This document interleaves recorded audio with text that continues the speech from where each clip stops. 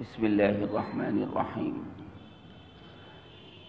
الحمد للہ والصلاة والسلام علی رسول اللہ وعلى آلہ واصحابہ الذین شہدوا الدین اما بعد فاعوذ باللہ السمیع العلیم من الشیطان الرجیم بسم اللہ الرحمن الرحیم نحن خلقناهم وشددنا أسرهم وإذا شئنا بدلنا أمثالهم تبديلا رب اشرح لي صدري ويسر لي أمري واحلل عقدة من لساني يفقهوا قولي علم الإنسان ما لم يعلم رب زدني علما۔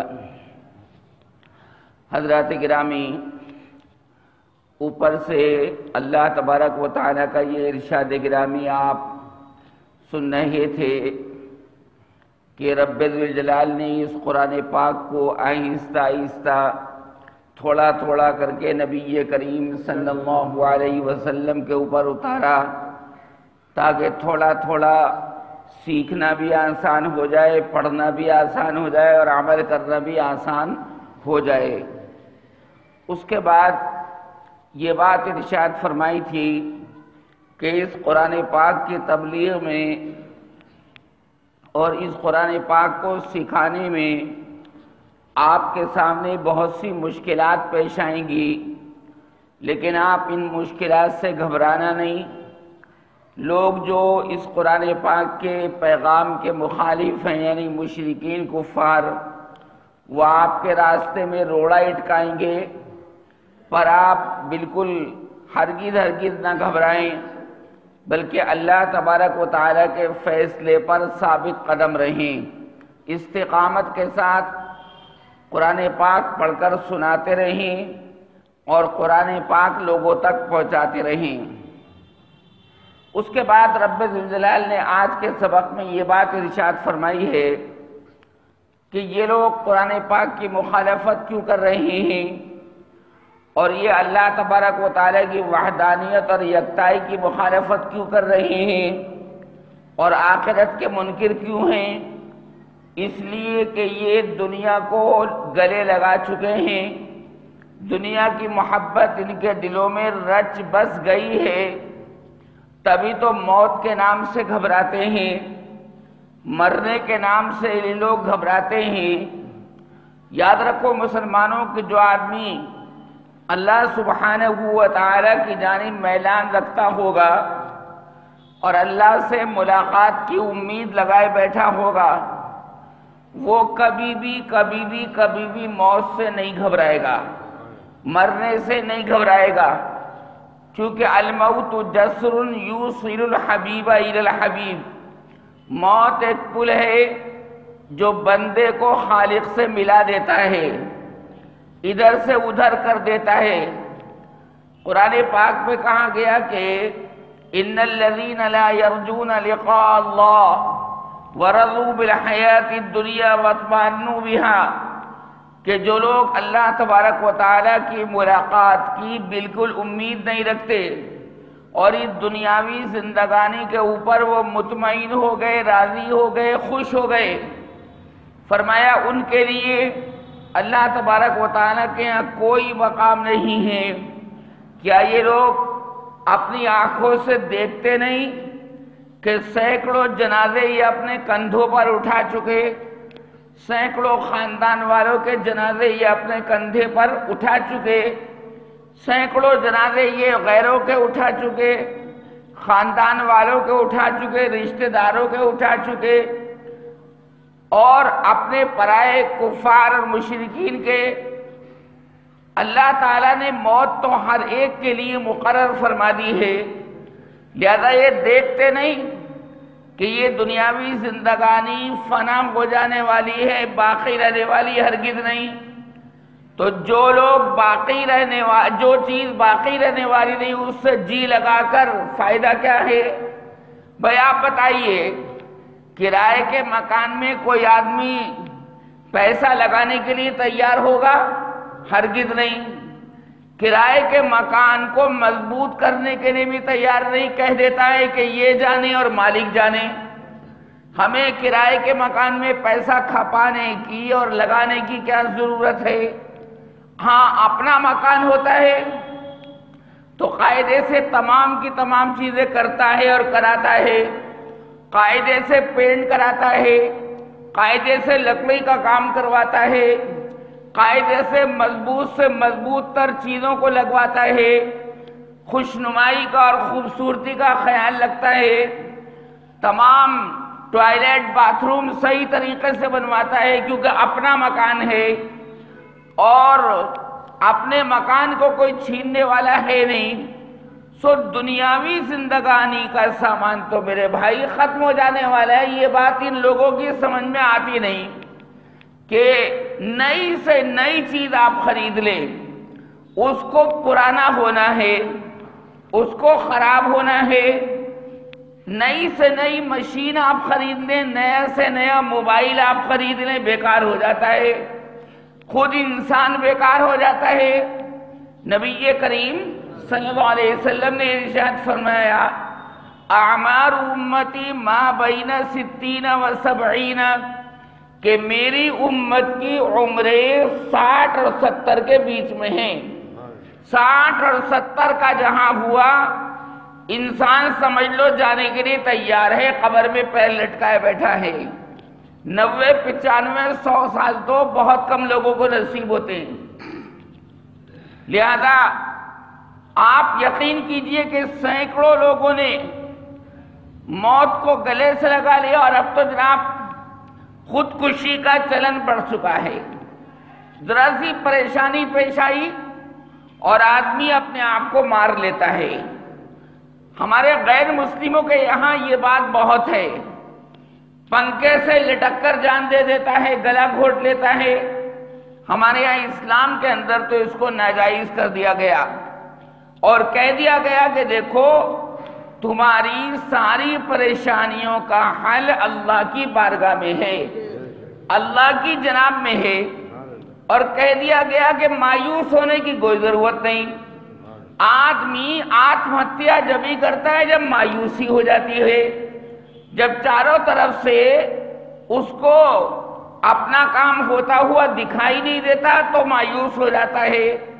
اللہ پاک نے فرمایا کہ میری جناب سے، میری بارگاہ سے مایوس ہونا کفر ہے۔ لا تقنطوا من رحمت اللہ ولا تیأسوا من روح اللہ۔ اس لیے نبی کریم صلی اللہ علیہ وسلم کا جو زمانہ شروع کا گزرا، آپ دیکھیں کہ 13 سال کے اندر کتنی پریشانیاں پیش آئیں۔ مکی دور کے اندر، مکہ مکرمہ کے دور کے اندر ایسی پریشانیوں کو دیکھنے کے بعد تو آدمی آتم ہتیا کر لے، خودکشی کر لے، لیکن نبی کریم صلی اللہ علیہ وسلم حقیقت کو سمجھتے تھے، اللہ کی معرفت آپ کو حاصل تھی۔ فرمایا کہ یہ سختیوں کا دور ایک دن ختم ہو جانے والا ہے اور پھر بہاریں آئیں گی کاہے کی؟ اسلام کی، بہاریں آئیں گی ایمان کی، بہاریں آئیں گی توحید الہی کی، بہاریں آئیں گی اللہ کی یکتائی کی، بہاریں آئیں گی اللہ کی صمدیت کی، اور بہاریں آئیں گی اللہ تبارک و تعالیٰ کی قدرت کی، اور بہاریں آئیں گی اللہ کے قادر مطلق ہونے کی، اور بہاریں آئیں گی اسلام کی، ایمان کی، اور بہاریں آئیں گی نبی کریم صلی اللہ علیہ وسلم کی، اور بہاریں آئیں گی محمد صلی اللہ علیہ وسلم کے نام کی۔ قوت عشق سے ہر پست کو بالا کر دے، قوت عشق سے ہر پست کو بالا کر دے، دہر میں اسم محمد سے اجالا کر دے۔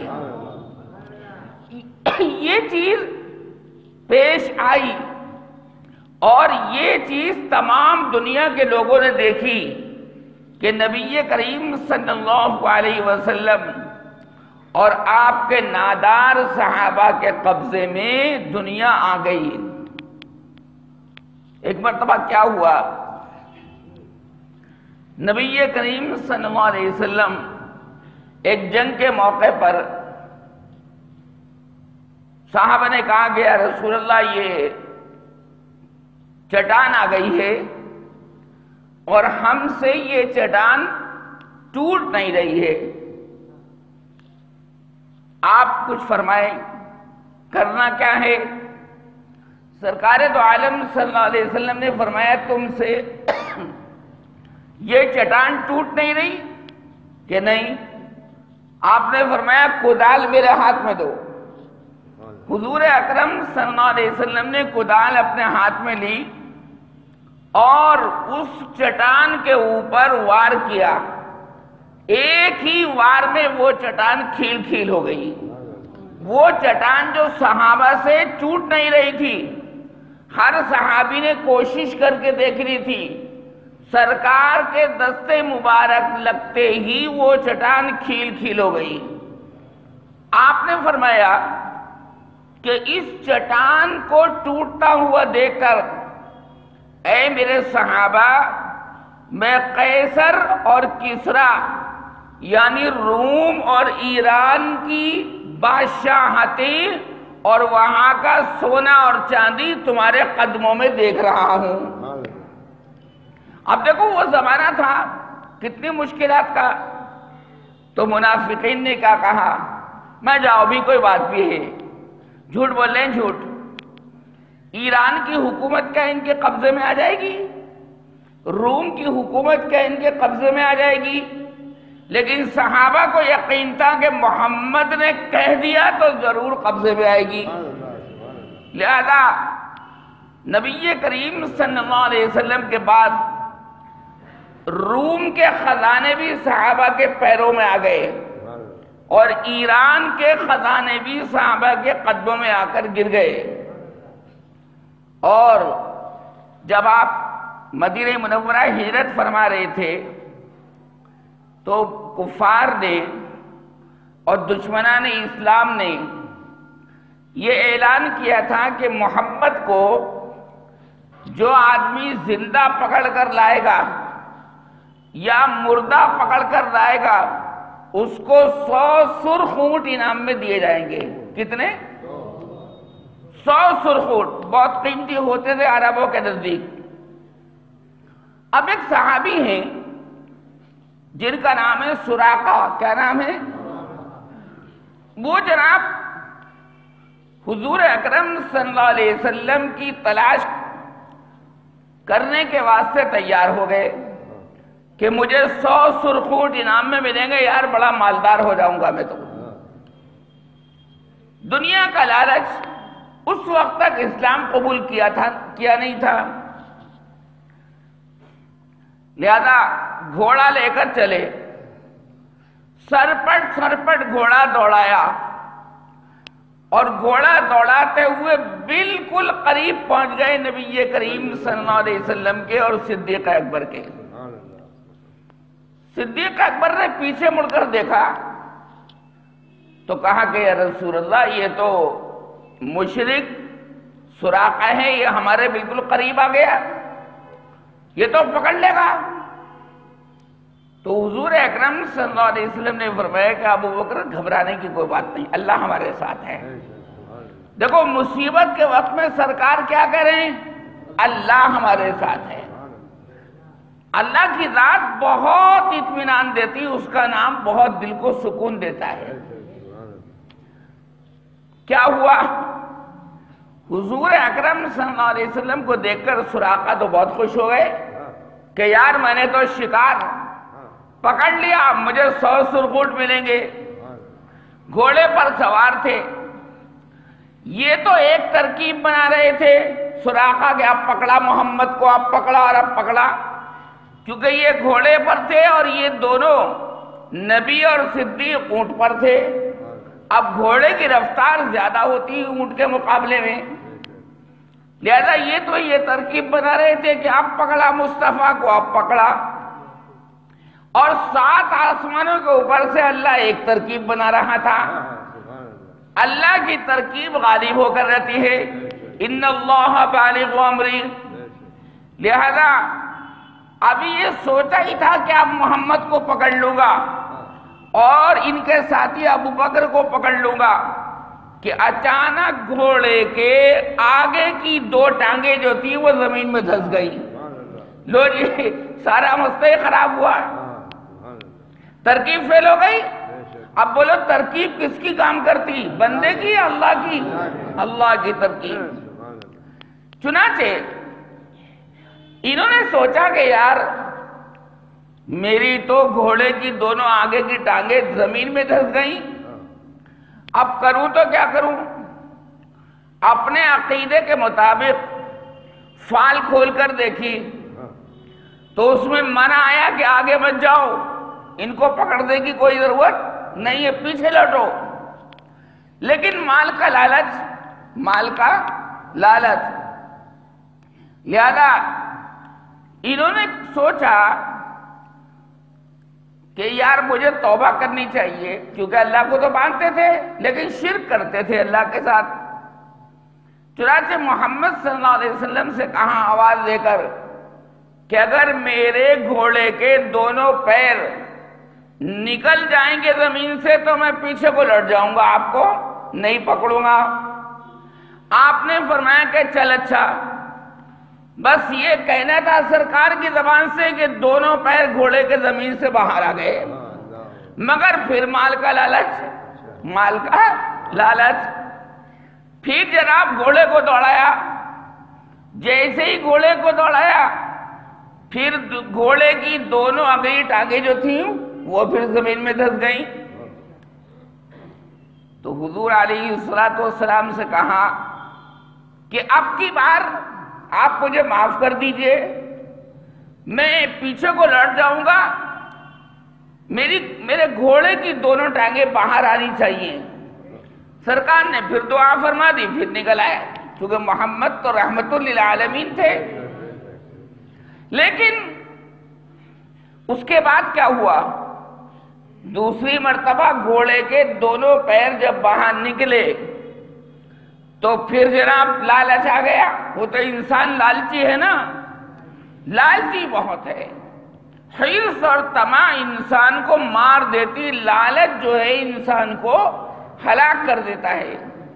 سینکڑوں کے کاروبار ہلاک ہو گئے، دوسرے لوگوں کی پارٹیاں چھیننے میں، دوسرے لوگوں کے گاہکوں کو بلانے میں۔ دوسری دکان پر گاہک بیٹھا ہے اور یہ اشارے سے بلا رہے ہیں، ادھر آؤ، ہم تمہیں پروفٹ زیادہ دیں گے، ہمارے ساتھ کاروبار کرو، ہمارے ساتھ لین دین کرو۔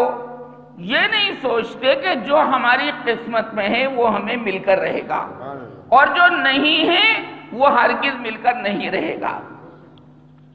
لہذا لالچ غالب آیا۔ پھر کہا کہ میرے گھوڑے کے دونوں پیر اگر باہر نکل آئیں تو میں پیچھے کو لوٹ جاؤں گا۔ تو سرکار نے فرمایا کہ سراقہ، خامخواہ تم ہمارا پیچھا کر رہے ہو، خامخواہ 100 سرخ اونٹوں کے لالچ میں ہمیں گرفتار کرنے کی فکر میں ہو۔ سراقہ میں دیکھ رہا ہوں، اس وقت کا منظر میری آنکھوں کے سامنے آ رہا ہے، مصطفیٰ کی آنکھوں کے سامنے آ رہا ہے کہ جب سراقہ تمہارے دونوں ہاتھوں کے اندر قیصر روم کے بادشاہ کے سونے کے کنگن پہنائے جائیں گے۔ سراقہ میں دیکھ رہا ہوں کہ اس کے دونوں کنگن تمہارے ہاتھوں میں پہنائے جائیں گے۔ اب سراقہ نے سوچا کہ یار مصطفیٰ کی زبان سے کیا نکل رہا ہے، مطلب کیا تھا کہ ہمارے پیچھے نہ پڑو، لالچ نہ کرو، اللہ پاک کے سامنے جھک جاؤ اور رسالت محمد کو مان لو، محمد صلی اللہ علیہ وسلم کو رسول مان لو، تم ہمارا پیچھا نہ کرو، اللہ نے تو تمہارے لیے بادشاہ کے کنگن مقدر کر رکھے ہیں، وہ کنگن تمہیں پہنائے جائیں گے۔ تو سراقہ کی بات سمجھ میں آ گئی، اور سراقہ نے زبان حال سے یہی بات کہی، زبان قال سے تو کہا کہ یا رسول اللہ میں معافی چاہتا ہوں، مجھے آپ کلمہ پڑھوا دیجئے۔ گیا تھا پکڑنے کے لیے، گرفتار کرنے کے لیے، خود گرفتار ہو گیا، خود اپنے آپ کو رسول اللہ کے حوالے کر دیا۔ یہی تو کمال، اللہ کا بھی کمال اور مصطفیٰ کی ذات گرامی کا بھی کمال۔ دور سے بولو صلی اللہ علیہ وسلم۔ لہذا نبی کریم صلی اللہ علیہ وسلم کی پیشین گوئی پر ان کو یقین تھا تو سراقہ نے ایک تو کلمہ پڑھ لیا اور کہا کہ میں بتاؤں گا نہیں کہ آپ کو میں نے دیکھا ہے اور میں آپ کے بالکل نزدیک چلا گیا تھا اور میں آپ کو گرفتار کر سکتا تھا، میں آپ کا عطا پتہ کسی کو نہیں بتاؤں گا، لیکن یا رسول اللہ میری طرف سے آپ نظریں مت پھیرنا، میری طرف سے نگاہیں مت پھیرنا، نظر نہ پھیرو ہم سے، ہم ہیں تم پر مرنے والوں میں۔ کیا کہا میں نے؟ نظر نہ پھیرو ہم سے، ہم ہیں تم پر مرنے والوں میں، ہمارا نام بھی لکھ لو محبت کرنے والوں میں۔ چنانچہ سراقہ تو جناب پیچھے کو لوٹ گئے، گھوڑا پیچھے کو چل پڑا۔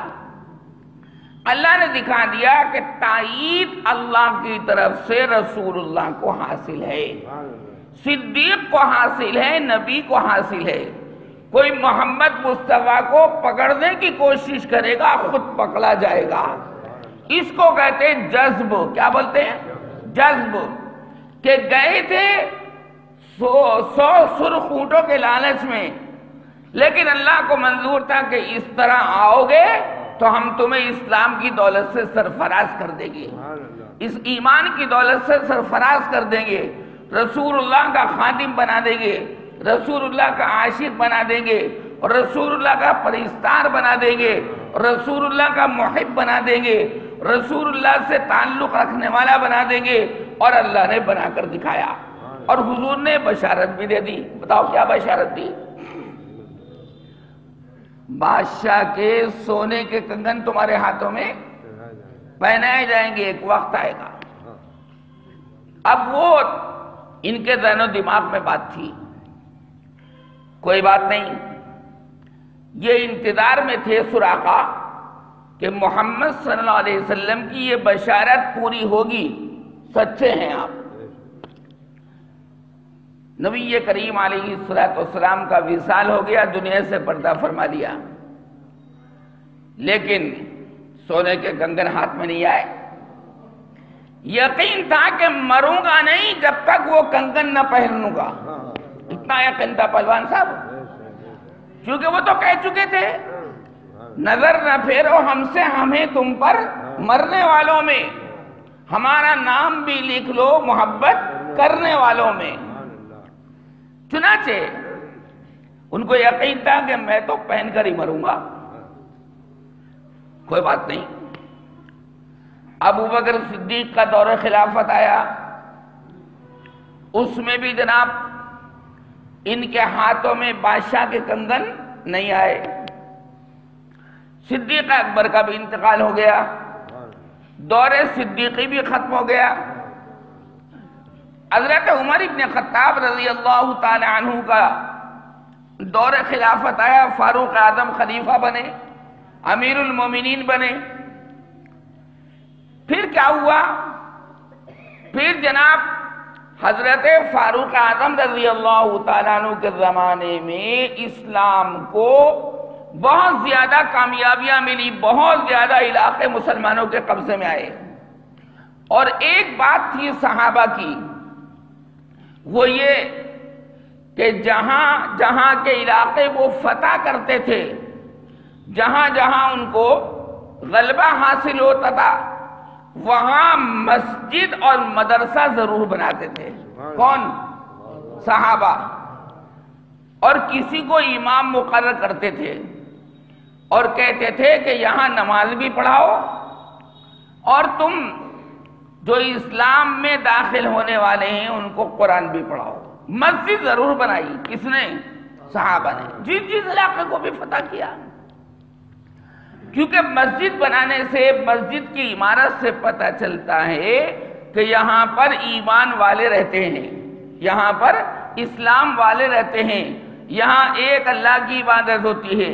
آپ دیکھ لیجئے، آپ کہیں باہر جاتے ہیں، کسی اجنبی شہر کے اندر آپ جاتے ہیں، اور اجنبی شہر میں جانے کے بعد آپ کو کوئی مسجد دکھائی دیتی ہے تو آپ کو سکون ملتا ہے کہ نہیں؟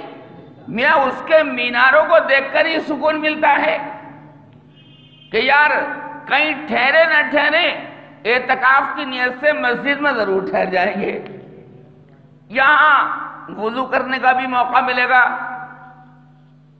اور یہاں استنجے وغیرہ سے فراغت بھی ہو جائے گی۔ تو صحابہ کی شان تھی۔ حضرت عمر رضی اللہ تعالیٰ عنہ کا جو دور خلافت تھا، 12,000 مربع میل کے اوپر ان کی حکومت قائم تھی۔ کتنے؟ بہت ہوتے ہیں۔ ہندوستان کے اندر حضرت عمر کے دور میں ہی صحابہ داخل ہوئے، گجرات کے ساحلی سمندر میں۔ کس کے دور خلافت میں داخل ہوئے؟ فاروق اعظم کے۔ گجرات کے سمندر پر صحابہ پہنچ گئے حضرت عمر کے زمانے میں۔ اس طرح ہندوستان کے اندر اسلام آیا۔ ہندوستان کی بنی ہوئی تلواریں صحابہ یہاں سے لے جاتے تھے، یہاں کے مسالے جائفل، جوتری، لونگ، چھوٹی الائچی، بڑی الائچی، سب مسالے یہاں سے لے جاتے تھے۔ تجارت ہوتی تھی باقاعدہ، اور کھجورے وہاں سے یہاں پہنچاتے تھے۔ چنانچہ اس طرح ہندوستان کے اندر اسلام داخل ہوا، اور نبی کریم صلی اللہ علیہ وسلم نے ہندوستان کی تلواریں پسند فرمائیں، ہندوستان کی تلواریں، اور فرمایا کہ مجھے ہندوستان کی طرف سے ایمان کی اور اسلام کی خوشبو آتی ہے۔ ہمارے ملک کی شان یہ ہے، اللہ کا شکر ہے۔ وہ جو تلوار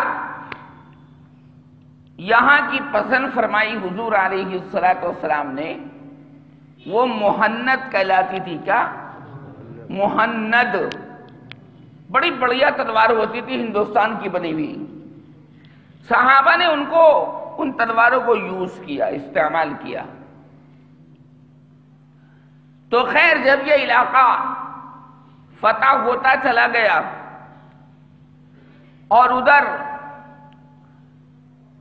قیصر و کسریٰ روم اور ایران کی حکومتیں بھی مسلمانوں کے قبضے میں آ گئیں، تو بادشاہ کے خزانے بھی قبضے میں آیا۔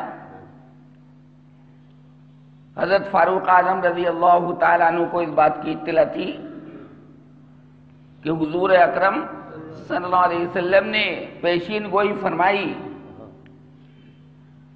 کہ قیصر و کسریٰ کے کنگن اے سراقہ تیرے ہاتھوں میں آئیں گے۔ تو جب مال غنیمت کو جمع کیا گیا تو بادشاہ کے کنگن بھی اس کے اندر سامان کے اندر موجود تھے۔ حضرت عمر نے فرمایا کہ سراقہ کو بلاؤ۔ کیا؟ سراقہ کو بلاؤ۔ ذہن میں بات تھی نا، صحابہ کے اندر یہ بات مشہور تھی، بلاؤ۔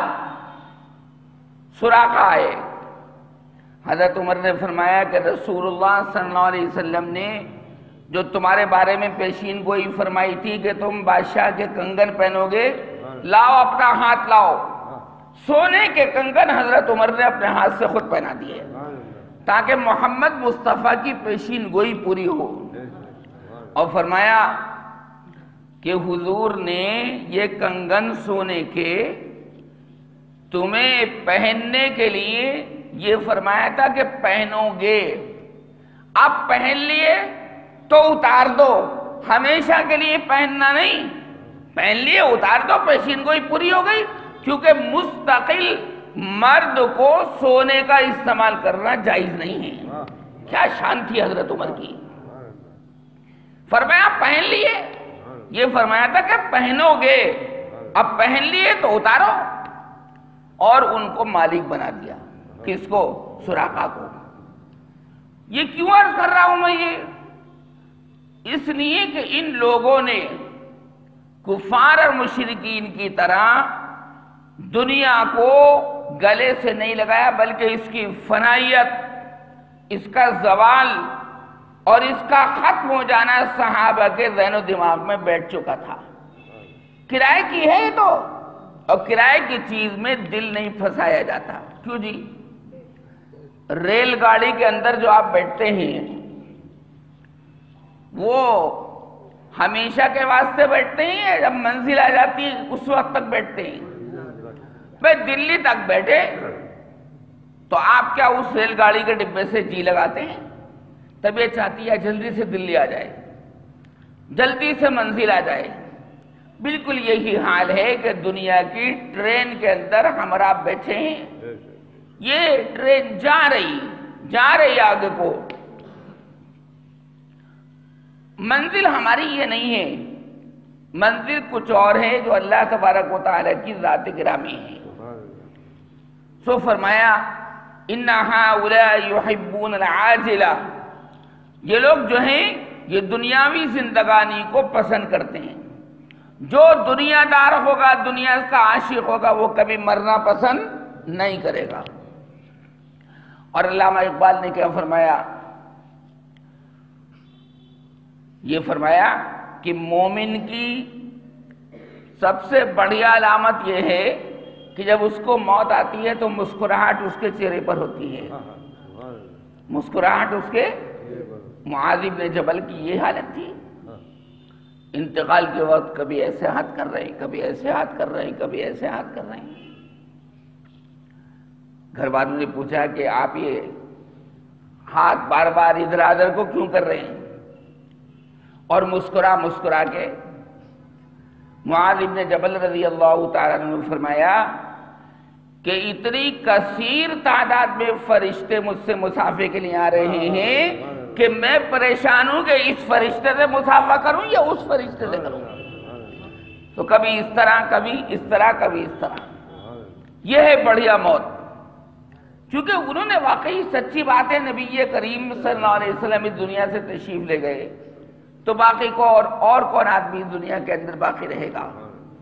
اس نے فرمایا وَيَذَرُونَ وَرَاءَهُمْ يَوْمًا ثَقِيلًا، انہوں نے بھاری بھرکم دن کو یعنی قیامت کے دن کو اپنے پس سے پشت ڈال رکھا ہے، حالانکہ وہ ہماری آپ کی منزل ہے، اس کو دیکھنا ہے، کیونکہ کوئی آدمی موت کا انکار نہیں کر سکتا، ہر چیز کا انکار کرے گا لیکن موت کا انکار نہیں کر سکتا، کافر ہو، مشرک ہو، یہودی ہو، منافق ہو، کوئی بھی ہو۔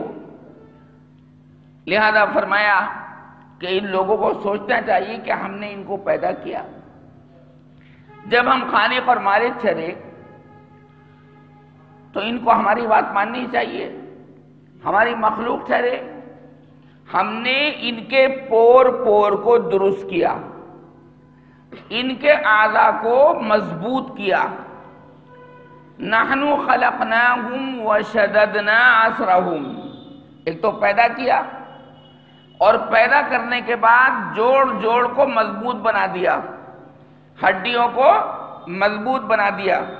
دیکھو جی، انسان کے جسم کے اندر 206 ہڈیاں ہوتی ہیں، کتنی؟ بولو کتنی؟ 206 ہڈیاں ہوتی ہیں۔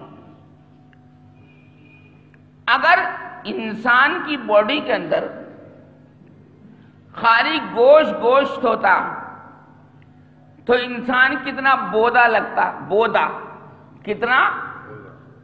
اب آپ دیکھیں کبوتر کا بچہ جب پیدا ہوتا ہے گوشت کی بوٹیں رکھی رہتی ہے، دیکھا کبوتر کا بچہ کبھی؟ دیکھا ہے؟ ارے میں بہت مرتبہ دیکھا ہوگا۔ کابک میں ایک بوٹی سی رکھی رہتی، گوشت کا لوتھڑا۔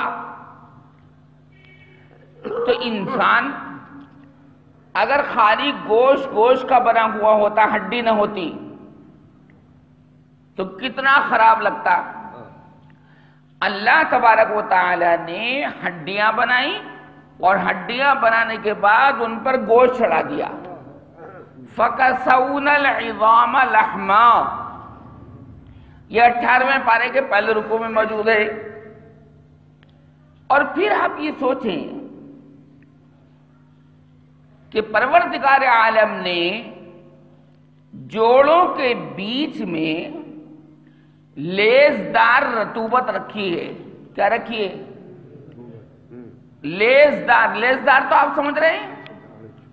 لیز جس میں ہوتا ہے جیسے موبل آئل ہوتا ہے نا، بالکل اس طرح، جس کو آپ اپنی زبان میں بولتے رالا.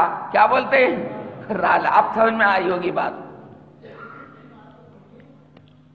یہ رالا دو ہڈیوں کے بیچ میں، دو جوڑوں کے بیچ میں رکھ دیا تاکہ ایک ہڈی دوسری ہڈی سے ٹکرائے نہیں. اگر دونوں ہڈیاں بالکل ایسے رکھ دیتے اور پھر دونوں ہڈیوں کی نوکیں ٹکراتی تو گھس جاتی تو انسان بے چین ہو جاتا. اللہ نے انسان کی ہڈیوں کو ایک دم کیل کی طرح بھی نہیں بنایا. کیل کی طرح نہیں ہے، بلکہ رب ذوالجلال نے ان کو خاص بناوٹ عطا فرمائی ہے. صنع اللہ الذی اتقن کل شیء. لہذا اب آپ یہ دیکھیے، یہ جوڑ ہے، انگلی کا جوڑ ہے. اس انگلی کے جوڑ کے اندر رالا ہے. رالے کے ساتھ بلغم بھی ہوتا ہے. یہ بلغم بیکار چیز نہیں ہے، بلکہ اگر باڈی کے اندر بلغم نہ ہو تو آپ کا اٹھنا بیٹھنا مشکل ہو جائے. جب انسان کوئی چیز کھاتا ہے تو سودا صفرا خون بلغم یہ اس کے اندر پیدا ہوتا ہے. کالی رطوبت